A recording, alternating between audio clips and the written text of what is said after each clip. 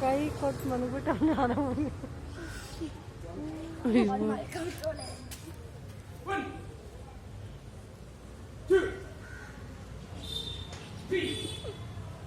ಏಯ್ ಅಣ್ಣ ಥರ ಮಾಡು.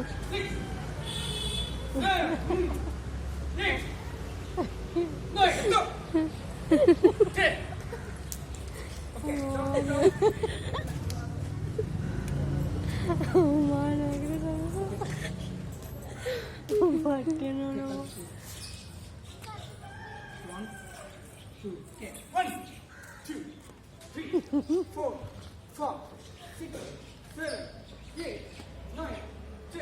ಅಲ್ಲಿ ಮಾಸ್ಟ್ ಹೇಳಿದ್ರೆ ಮಾತಾಡಲ್ಲ ನಾನು. ಹೋಗು.